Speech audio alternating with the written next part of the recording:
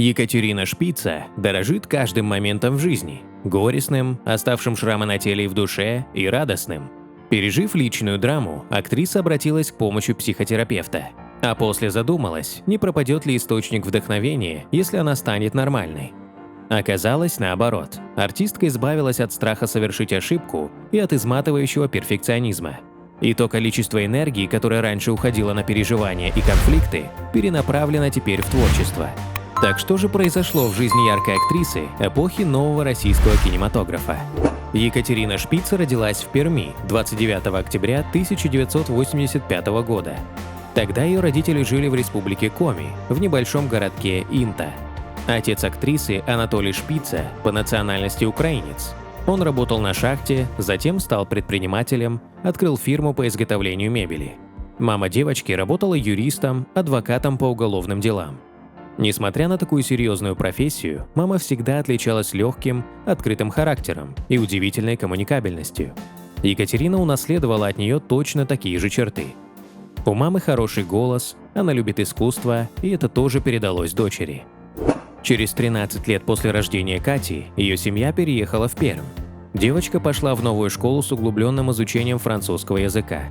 С тех пор Катя Шпица влюбилась в иностранные языки и до сегодняшнего дня, по ее словам, сходит от них с ума.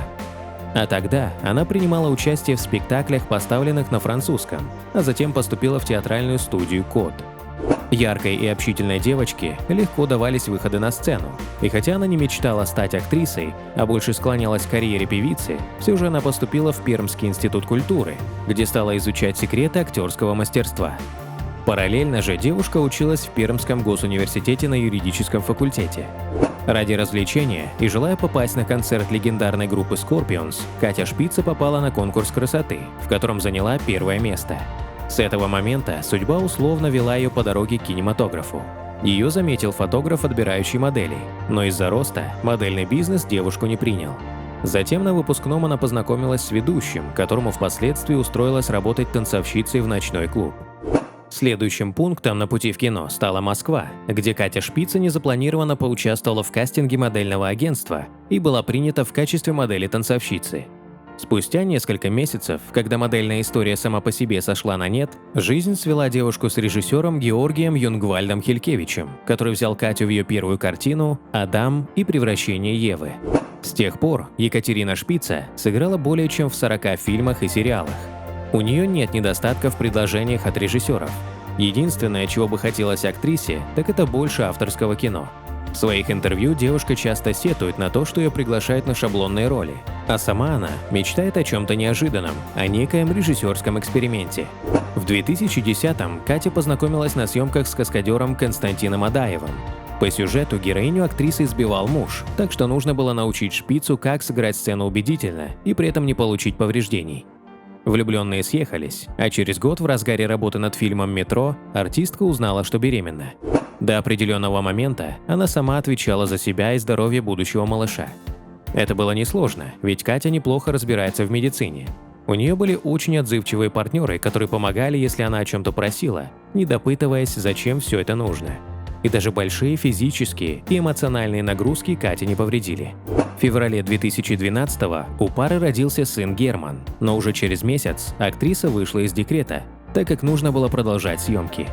В непростой период артистку поддержала свекровь, всегда готовая посидеть с ребенком. В дальнейшем Катерина часто брала наследника с собой на площадку. Поговаривали, что именно занятость Шпицы в съемках быстро привела к расставанию супругов. Сама Катерина отвечала на вопросы о причинах разрыва с Константином уклончиво. К сожалению, в жизни часто так случается. Мы можем быть прекрасными людьми по отдельности, но что-то не ладится в союзе.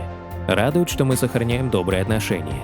Герман знает, у него есть и мама, и безмерно любящий папа, который при любых проблемах рядом. Если у сына поднимается температура, я звоню Косте, и через полчаса, если он не на съемке, он с нами, отмечала актриса. Влюбленные расстались без скандалов, однако Шпица не скрывала. Боль от того, что разрушилась семья, о которой они с Костей мечтали, вряд ли пройдет бесследно. Катерина долгое время винила себя в этой ситуации. Драма в личной жизни оставила заметный след в ее душе и переживания за будущее ребенка, которому приходится ежедневно общаться с несчастной матерью, заставили Катю Шпицу обратиться за помощью к психотерапевту. Она не могла самостоятельно остановить бесконечный внутренний диалог, утомилась от чувства вины и раздражительности. Но после обращения к специалисту ее продолжали терзать сомнения. Женщина всерьез задумалась о том, что после успешного лечения она может утратить столь необходимый ей источник вдохновения. Ее страхи были напрасными. Все прошло удачно. После нескольких сеансов актриса избавилась от навязчивого страха совершить ошибку, от перфекционизма. Бесценная энергия жизни, уходившая на ненужные переживания и конфликты, была перенаправлена в нужное русло, в творчество. И теперь зрители имеют возможность наблюдать за мастерством этой актрисы, которая с каждой новой ролью становится еще более отточенным и совершенным. Специалист помог знаменитости в том, чтобы правильнее общаться с сыном в любом настроении, и последствия переживаний Катерины его никак не коснулись. Вскоре Катерина начала выходить в свет с режиссером Мариусом Вайсбергом, и слухи о том, что именно из-за него актриса разошлась с Константином, не заставили себя ждать. Сплетни влюбленные не комментировали, но вскоре дали понять, что между ними все серьезно. Мариус заслужил репутацию ловеласа и сердцееда, на его счету уже был брак с американкой, а сплетни о романе с Верой Брежневой несколько лет муссировались окружающими. Тем не менее, многие верили, что отношения постановщика с Катериной непременно выльются в брак. К разочарованию поклонников, союз актрисы и режиссера распался меньше, чем через год. Разлучницей общественность нарекла Наталью Бордо. Еще в августе 2015-го Вайсберга видели со Шпицей, а в сентябре он уже шел под руку с новой возлюбленной. Это правда, официально подтверждаю, но мы с Мариусом расстались хорошими друзьями, и никаких обид между нами нет, подчеркивала Катя. Следующие несколько лет актриса предпочитала воздерживаться от комментариев по поводу амурных дел. В 2018-м тайное стало явным. После премьеры спектакля «Ромео и Джульетта» в театре имени Михаила Булгакова Руслан Панов сделал Катерине предложение. Но вот знакомство Кати и Руслана было не неожиданным. Актриса пошла заниматься в фитнес-клуб и попросила руководство дать ей хорошего персонального тренера. И вот в намеченный для встречи день ей представили Руслана со словами: «Катерина – это наш лучший специалист во всей федеральной сети. Мы можем доверить вас только ему». На занятиях Руслан вел себя исключительно профессионально. Они несколько месяцев были только на «вы». Потихоньку начали друг друга узнавать, и Руслан раскрылся для актрисы с очень интересной стороны. Он оказался образованным и всесторонне развитым человеком. У Руслана 2 высших образования, и по одному из них он педагог начальных классов, что, по мнению Шпицы, и помогло мужчине быстро найти общий язык с Германом. Еще в 2018-м Руслан сделал Кате предложение руки и сердца, но свадьба все откладывалась. Сначала грянула пандемия, потом Руслан хоронил внезапно ушедшего из жизни отца. Катерина неоднократно говорила о том, что отсутствие статуса официальной жены ее не очень-то и волнует. В 2021-м пара наконец-то сочеталась браком, чему несказанно обрадовались их друзья и поклонники. В моих отношениях с Русланом нет ни тени зависти, ревности или зависимости. Нам хорошо вместе, но и в разлуке каждому из нас есть чем заняться. Саморазвитие не имеет предела, утверждает артистка. Актриса успешно совмещает съемки в кино с заботой о семье, что удается далеко не всем знаменитостям. Мне кажется, что труд награждается везением и нравится быть трудяга-везунчиком.